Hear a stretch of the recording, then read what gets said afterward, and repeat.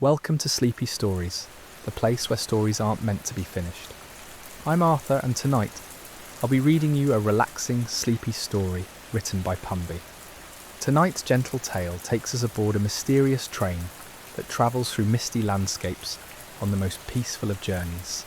As raindrops begin to dance against windows and the rhythmic clatter of wheels on tracks creates nature's perfect lullaby, let yourself settle in comfortably. Take a deep breath, allow your shoulders to drop, and let the soothing sounds of our story carry you away to somewhere wonderfully drowsy. The evening mist hung low across the countryside like a soft grey blanket, wrapping itself around rolling hills and sleepy meadows. Through this gentle haze, a single light pierced the twilight, warm and golden, moving steadily along the valley floor. It belonged to the most unusual train you could ever imagine. One that appeared only when the world grew quiet and the day surrendered itself to dusk. The sleepy train, as locals had whispered about it for generations, never appeared on any timetable.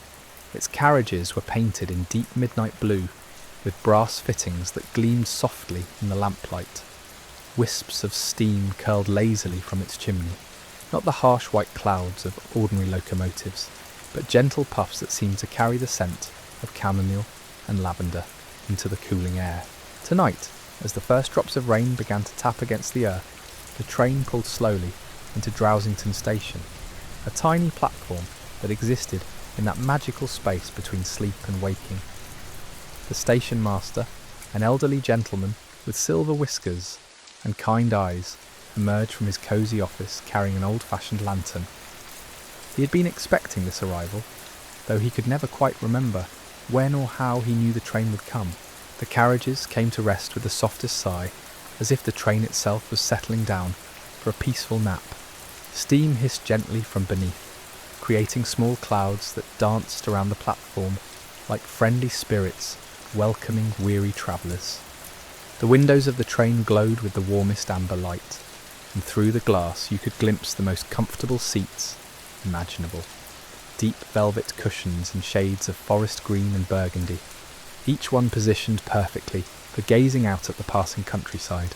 A conductor stepped down from the train, his uniform immaculate despite the late hour. His brass buttons caught the lamplight as he consulted a pocket watch that seemed to tick in perfect harmony with the gentle rainfall now beginning to intensify. He looked up at the misty sky and smiled, for he knew that rainy nights made for the very best journeys aboard the sleepy train. The first passenger to board was Mrs. Willowbrook, a grandmother who had discovered the train quite by accident 3 months ago while searching for her escaped cat, Mr. Whiskers.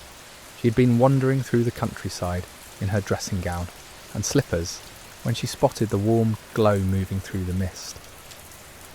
Now she never missed an evening journey, always arriving with her knitting bag and a thermos of cocoa that somehow never seemed to empty. Following close behind was young Timothy, a boy of perhaps 10 years old, who carried a worn teddy bear named Captain Snuggles. Timothy had found the train during a particularly restless night when counting sheep had failed him entirely. The gentle rocking motion and the soft conversations of fellow passengers had become his favourite remedy for stubborn sleeplessness.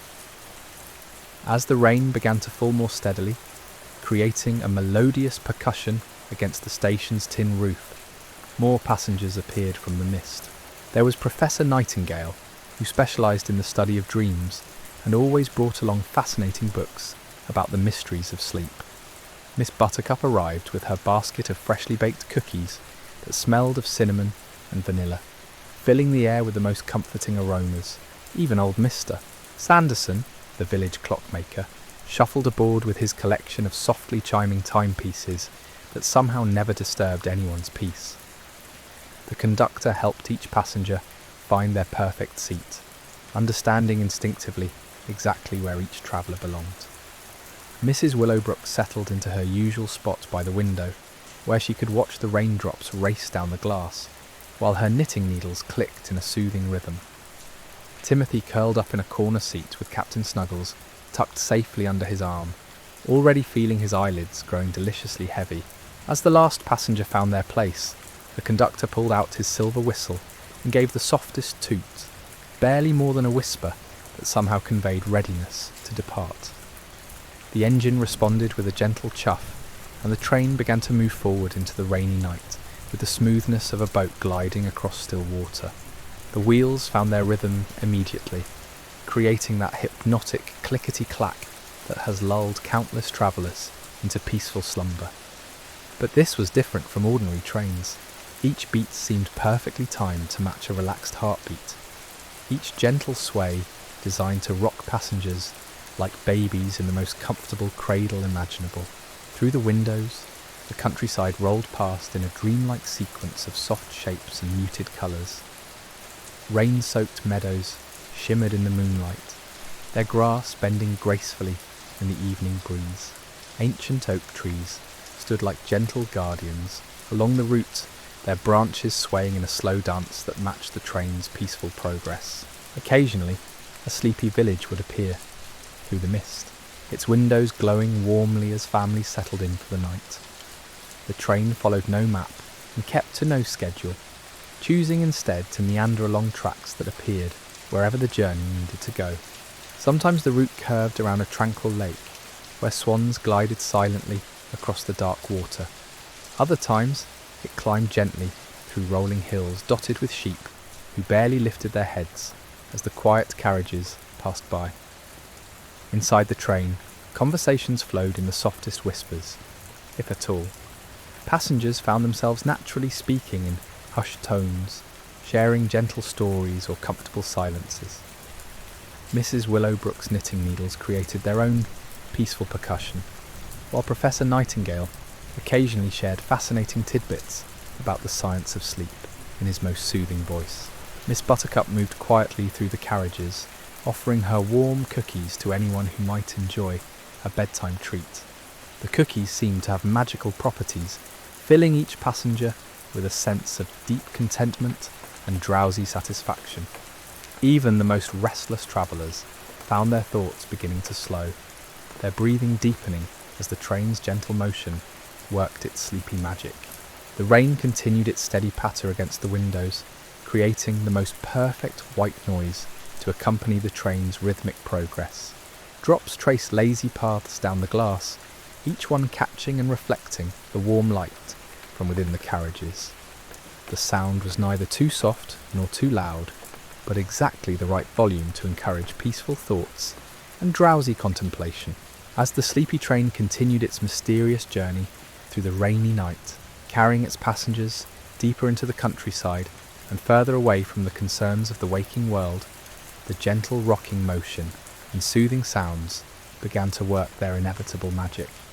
Eyelids grew heavy, breathing slowed, and one by one the travellers found themselves drifting toward that peaceful place where all worries fade away and only sweet dreams remain. The rhythm of wheels against rails became a gentle heartbeat beneath the train, each measured beat drawing passengers deeper into that blessed state between waking and dreams. Timothy had already surrendered to the train's lullaby.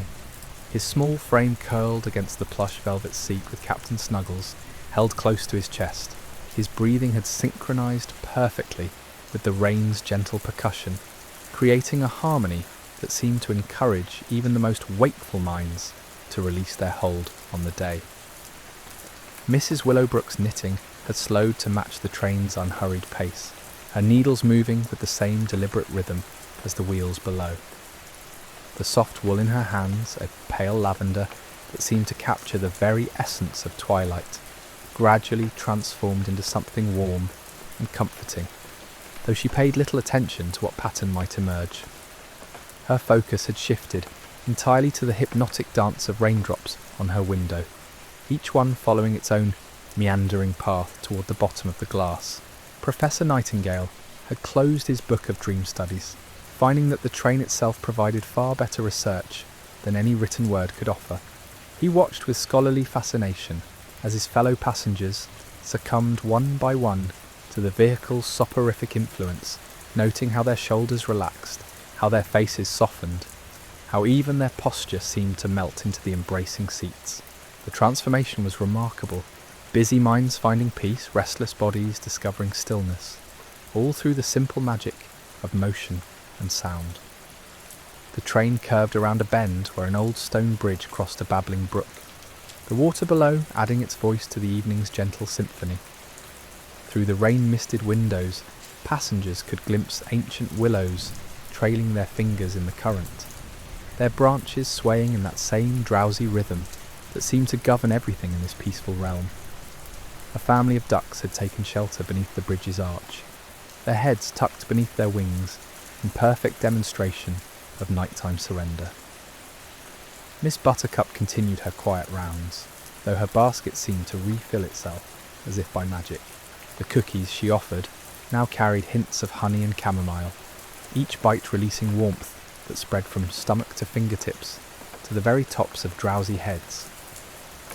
Passengers accepted her offerings with grateful smiles that required no words, understanding instinctively that these treats were crafted not just for hunger, but for the deeper need of soul-seeking rest. As the train climbed a gentle incline, the view from the windows expanded to reveal a vast expanse of countryside stretched beneath the rainy sky.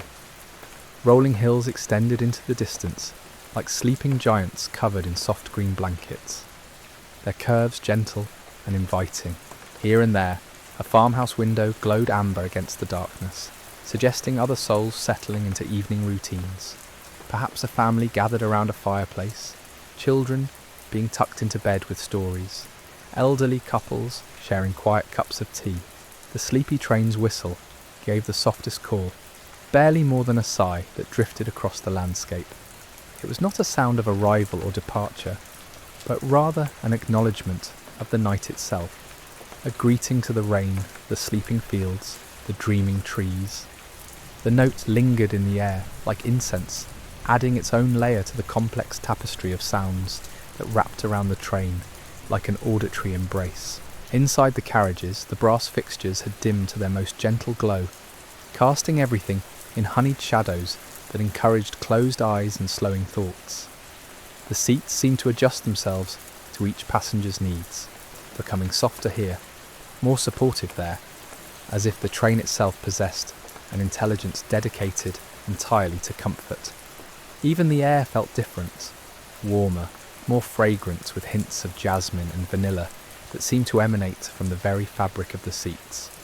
Old Mister. Sanderson's collection of clocks had begun to chime, but not in their usual precise manner. Instead, they created a cascade of gentle notes that seemed to tumble over each other like water flowing over smooth stones. The sound was neither jarring nor insistent, but rather a musical reminder that time here moved differently, more slowly, more kindly, with infinite patience for those who needed to rest. Through a clearing in the mist, the train passed a meadow where sheep lay clustered together beneath an enormous oak tree, their woolly forms creating natural pillows for one another. They barely stirred as the train whispered past, content in their own peaceful gathering. A barn owl called from somewhere in the distance, its voice adding a haunting but comforting note to the evening's song. Not lonely, but rather like a gentle guardian, watching over all these sleeping creatures of the countryside. The rain had settled into its most perfect rhythm now, neither increasing nor decreasing, but maintaining that steady patter that speaks directly to something ancient in human memory. Perhaps it recalled the sound of our first shelter, or the comforting presence of weather safely held at bay. Whatever its source, the rain's voice seemed to whisper directly to each passenger's need for peace, promising that all storms eventually pass, all troubles eventually fade, all restless minds eventually find their rest. As the sleepy train continued its meandering journey through the night, following tracks that curved around sleeping villages and through groves of dreaming trees, the boundary between passenger and journey began to blur. The train was no longer simply carrying them somewhere. It had become a moving sanctuary, a travelling meditation, a gentle vessel designed for the sole purpose of encouraging the most natural and necessary of human activities, the blessed surrender to sleep. The countryside continued to unfold beyond the windows, like pages in a book of peaceful dreams. each scene more soothing than the last, each mile travelled, taking the passengers further from the sharp edges of waking life, and deeper into that soft realm where worries dissolve, and peace becomes the only truth that matters. The engine's gentle breathing had become indistinguishable from the rain itself, each soft exhalation blending seamlessly with the percussion of droplets against glass. Steam continued to rise from beneath the carriages, not in urgent bursts, but in lazy spirals that seemed to carry with them the very essence of tranquility. The mist curled upward and dispersed into the night air, becoming one with the low-hanging clouds that wrapped the countryside in their soft embrace. Timothy stirred slightly in his sleep, unconsciously adjusting his grip on Captain Snuggles as the train swayed around another gentle curve. His breathing had found perfect synchronization with the rhythm of wheels on rails, creating a harmony so natural it seemed the train had been specifically designed to match the cadence of a peaceful child's dreams.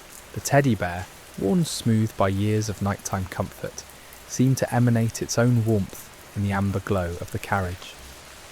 Professor Nightingale found himself in that delicious state between waking and sleeping, where thoughts become fluid and reality takes on the soft edges of dreams. His scholarly mind, usually so focused on cataloguing and understanding, had finally surrendered to simply experiencing. He watched through half-closed eyes as the landscape drifted past like watercolour paintings left in gentle rain, their edges blurred and colours running together in the most pleasing ways. The train passed through a grove of silver birch trees, their pale trunks standing like ghostly sentinels in the misty darkness. Rain traced delicate patterns down their bark, and their leaves rustled with a sound like whispered secrets. Through the grove's far edge, a small deer emerged, pausing to watch the train, with curious but unafraid eyes before bounding gracefully away into the night. Even the wildlife seemed to understand that this particular train posed no threat, carried no urgency, brought only peace to the sleeping world through which it travelled. Mrs. Willowbrook's knitting had progressed without conscious effort, her fingers finding their own wisdom in the repetitive motions that had comforted countless generations of women before her. The lavender wool had begun to take shape, perhaps a scarf or maybe a small blanket, but the purpose mattered less than the process. Each stitch was a meditation, each row a prayer for peaceful sleep, each gentle click of needles a contribution to the train's symphony of soothing sounds. As the sleepy train descended into a valley where morning mist would eventually pool like a lake of silver, the windows began to fog gently from the warmth of sleeping passengers' breath. The condensation created natural curtains of privacy, softening the view of the outside world until it became more impression than image. Shapes moved past in dreamy abstractions, the suggestion of a hill here, the whisper of a tree there, the gentle curve of a stream following its ancient path towards some distant sea. Miss Buttercup had settled into her own seat now, her mission of comfort complete for the evening. Her basket rested beside her, still emanating the warm scents of cinnamon and honey that had become part of the train's aromatic signature. She gazed out at the blurred landscape with the satisfied expression of someone who had spent her evening bringing small joys to fellow travellers, her own eyelids growing heavy as she watched raindrops chase each other down the glass. The train's route had begun to follow what appeared to be an ancient river, though the water was barely visible through the mist and darkness. Occasionally, the sound of flowing water would rise above the rain's gentle percussion, adding its voice to the evening's lullaby. The river spoke in gurgles and whispers, telling stories of stones worn smooth by countless years, of patient current, of fish sleeping in quiet pools, of willows that had learned the secret of bending without breaking. Mr. Sanderson's clocks had found their own peaceful rhythm now, their various chimes creating a melody that seemed to exist outside of ordinary time. Minutes stretched like honey, each moment expanding to contain infinite possibilities for rest and restoration. The clockmaker himself had succumbed to his own timepiece's soporific influence. His weathered hands folded peacefully in his lap as he breathed in time with the train's gentle rocking. Through a break in the clouds, moonlight filtered down to illuminate a field of wildflowers, bent low under the weight of collected raindrops. Each bloom held its own small reservoir of silver light, creating a carpet of tiny mirrors that reflected the night sky back to itself. The sight lasted only moments before mist closed around it again, but the image lingered in passengers' minds like the memory of a particularly beautiful dream. The conductor moved quietly through the carriages, checking on his peaceful charges with the care of a parent, ensuring children's comfort. He adjusted a blanket here, dimmed a light there, his movements so gentle they disturbed no one's growing drowsiness. His presence was both protective and unobtrusive, a guardian spirit ensuring that this journey towards sleep proceeded without interruption or concern. As the train climbed another gentle rise, the rain began to shift subtly, becoming, if possible, even more soothing in its rhythm. The droplets seemed to have found perfect size and spacing, creating not the harsh drumming of a storm, but the gentle patter that speaks directly to something primal in human consciousness. It was the sound of safety, of shelter, of being protected from the elements, while remaining connected to nature's ancient rhythms. A small village appeared through the mist, its windows dark except for the occasional glow of a hearth or bedside lamp. The sleepy train passed through without stopping, its whistle offering the softest greeting to the sleeping houses.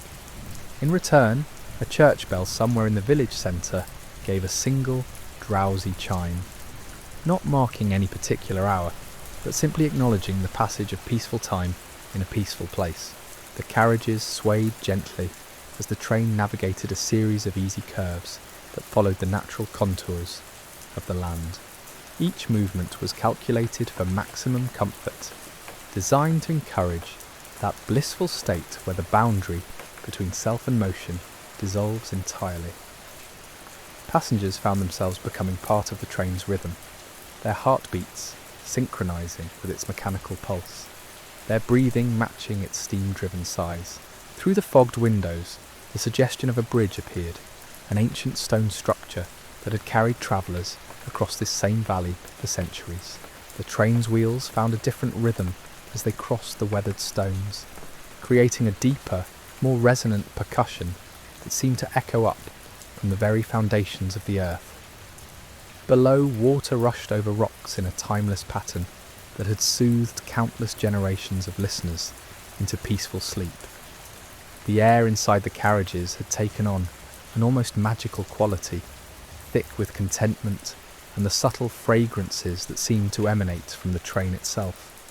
Lavender and chamomile mingled with hints of warm wool and old leather, creating an atmosphere that bypassed rational thought and spoke directly to the parts of the mind responsible for rest and restoration. Even the most restless travellers found their usual anxieties dissolving like morning mist before the sun. As the sleepy train continued its meandering journey through the rainy countryside, following tracks that appeared wherever peaceful sleep was needed most, the night itself seemed to deepen around them. Not the harsh darkness of urban nights, but the soft, welcoming darkness of a world settling into its natural rhythm of rest. Stars appeared and disappeared behind shifting clouds, their light gentle and non-intrusive, offering just enough illumination to suggest rather than reveal the sleeping landscape through which they travelled. The rain's voice had become a constant now, no longer noticed as separate from the train's other sounds, but woven seamlessly into the fabric of night's symphony. It spoke of continuity, of the endless cycle of moisture rising and falling, of clouds forming and releasing their burdens in the most natural of processes. Like breathing, like heartbeats, like the gentle rocking of a cradle, it provided the steady background against which all other peaceful sounds could find their place. Inside the warm sanctuary of the carriages, passengers had entered various stages of that blessed journey towards sleep. Some, like Timothy, had already crossed the threshold entirely, their faces relaxed in expressions of perfect peace. Others hovered in that delicious borderland where consciousness becomes fluid and the waking world begins its gradual fade into something softer, kinder, infinitely more forgiving than the sharp realities of day. The sleepy train pressed onward through the night, carrying its precious cargo of resting souls deeper into the countryside and further from the concerns that had troubled them before they boarded. With each mile travelled, each gentle curve navigated, each soft whistle call echoing across sleeping fields, the train fulfilled its mysterious purpose, providing sanctuary for those who needed to remember that peace was not only possible, but natural. That rest was not luxury, but necessity. That in a world of endless motion, sometimes the most profound journey was the one that led to perfect stillness. The train's gentle descent continued through valleys where ancient streams carved their patient paths between moss-covered stones. Each droplet of rain seemed to carry with it the accumulated wisdom of clouds that had travelled vast distances, gathering moisture from distant oceans and mountain peaks, before releasing their burden here in this peaceful corner of the world. The water sang as it found its way downward, joining rivulets that would eventually feed the great rivers, but for now content to add its voice to the night's gentle chorus. Professor Nightingale had surrendered completely now to the train's hypnotic influence, his scholarly pursuits forgotten in favour of pure experience. His breathing had slowed to match the rhythm of raindrops against glass, each inhalation drawing in air perfumed with the scents of wet earth and growing things. Through his half-closed eyes, the world outside had become a watercolour painting, left in gentle rain, all edges softened and colours bleeding together in the most pleasing harmonies of green and grey and silver. The carriages passed through a tunnel carved from living rock, the sound of wheels on rails suddenly deeper and more resonant as it echoed off stone walls, worn smooth by centuries of weather. For a few moments, the train existed in its own enclosed world. The rhythm of its progress amplified and concentrated until it seemed to come not just from the tracks below, but from the very heart of the earth itself. Then they emerged into open air again, where the rain welcomed them back with renewed gentleness. Mrs. Willowbrook's knitting needles had finally come to rest in her lap, the lavender wool draped across her fingers, like a blessing. Her breathing had synchronized so perfectly with the train's motion that she seemed to have become part of the vehicle itself, her dreams now indistinguishable from the journey. Through the fogged window beside her, shapes moved in abstract patterns. The suggestion of sleeping cattle, the whisper of grain fields bending in night breezes, the ghost of a farmhouse where other souls rested beneath quilts made by hands much like her own. A fox emerged from a hedgerow to watch the train pass, its amber eyes reflecting the warm light from the windows. It showed no fear, only curiosity, as if understanding that this particular train belonged to the peaceful hours when the natural world could move about its business, undisturbed by human urgency. The fox sat on its haunches in the rain, ears pricked forward, then trotted alongside the train for several yards, before veering off into a meadow, where it would continue its own quiet journey through the night. The train followed the gentle curves of an ancient road that had once carried pilgrims and merchants, lovers and wanderers, all seeking their own destinations in times long past. The tracks seemed to have grown naturally from this pathway, as if the earth itself had recognised the need for a route that honoured the landscape's contours, rather than forcing straight lines through places that preferred to curve. Each bend revealed new vistas of sleeping countryside. Each rise offered glimpses of distant hills, wrapped in veils of mist and rain. Miss Buttercup's basket had finally emptied, its last cookie shared with a passenger who mumbled grateful thanks through drowsy lips. She tucked the wicker container beneath her seat and settled back against the velvet cushions, her mission of comfort complete for another evening. The scents of cinnamon and honey that had followed her through the carriages now seemed to emanate from the train itself, as if her generous spirit had become permanently woven into the fabric of this travelling sanctuary. Old Mr. Sanderson's collection of timepieces had achieved perfect harmony their various ticks and chimes creating a complex rhythm that somehow managed to be both intricate and utterly peaceful. Time aboard the sleepy train moved differently than in the waking world, not faster or slower, but with a quality that allowed each moment to expand and contain infinite possibilities for rest. Minutes became elastic, stretching to accommodate the deep breaths of sleeping passengers, the gentle sighs of steam, the endless patter of rain against glass. The conductor paused at the front of the lid carriage to gaze out at the route ahead.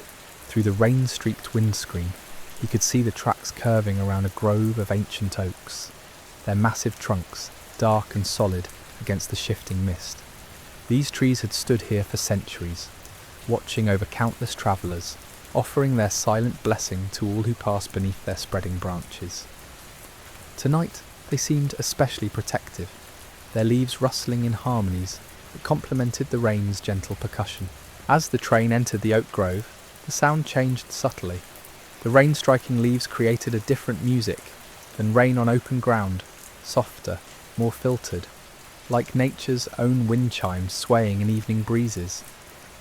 Acorns dropped occasionally onto the carriage roofs, each one adding a gentle tap to the symphony of sounds that wrapped around the train like an auditory embrace. Through the trees, passengers could glimpse clearings where deer grazed peacefully, their forms ghostly in the mist, undisturbed by the train's whispered passage. The air inside the carriages had grown even warmer and more fragrant, thick with the accumulated contentment of passengers who had found their way to that blessed state between waking and dreams.